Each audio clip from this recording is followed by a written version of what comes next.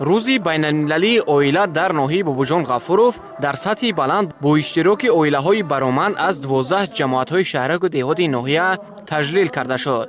маврид ба зикр аст ки ҳамасола дар ҷумҳурии Тоҷикистон санаи 15 моҳи май ҳамчун рӯзи байналмилалии оила қайд карда мешавад. ҳайати иштирокчиён ки оилаҳои баромаду намунавӣ ва ҷавон буданд, аз ин сулҳу суботи мамлакат ва тинҷию оромӣ меболиданду сарафрозӣ мекарданд. 39 сол боз ҳамроҳ бо ҳам зиндагӣ мекунем. соҳиби 4 фарзанд мебошем. 2 писару 2 духтар ва 13 набера мебошем.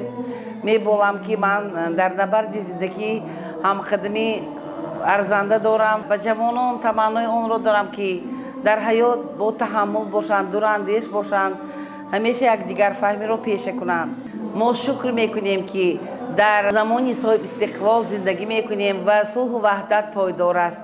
дар рафти баргузории чорабинии рӯзи байналмилалии оила, намояндаи мақомоти иҷроияи ҳокимияти давлатии ноҳия ва ҳайати иштирокчиён аз таҷрибаи зиндагидорӣ, муносибати хонаводагӣ, пойдории оила ва дастоварду муваффақияти оиладориашон маълумот доданд. оила ва суннатҳои оиладорӣ дар оинҳои миллии тоҷикон ба фарҳанг ва маърифати ин миллати кӯҳанбунёд асос ёфтаанд. оила ҳамчун унсури асосии ҷомеа ҳамеша нигаҳдорандаи арзишҳои инсонӣ, фарҳанг, идомадиҳандаи тарихии наслҳо ва омили пешрафти ҷомеа ва давлат аст.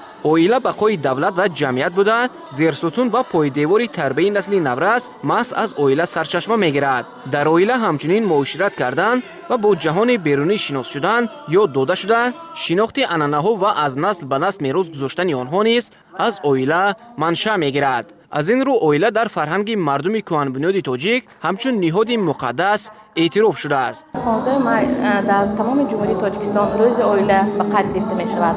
ҳамчунин имрӯз дар ноҳияи Бобоҷон Ғафуров бо дастури супоришҳои асосгузори сулҳу ваҳдати миллӣ, пешвои муаззин миллат, президенти ҷумҳурии Тоҷикистон муҳтарам Эмомалӣ Раҳмон, мо бо ҳамкории шӯъбаи кор бо занони ноҳия рӯзи оиларо тантанавор ҷашн гирифта истодаем. дар ин чорабинӣ аз 12 ҷамоат оилаҳои бароманд иштирок доранд. президенти ҷумҳурии Тоҷикистон муҳтарам Эмомалӣ Раҳмон дар яке аз суханрониҳо баён доштанд ки давлат дар доираи талаботи Конститутсия ҳифзи иҷтимоии аҳолӣ аз ҷумла ҳимояи оила, ҳифзи кӯдакони ятиму маъюб ва таҳсилу тавобати шаҳрвандонро кафолат дода, оиларо ҳамчун асоси ҷамъият ҳимоя менамояд.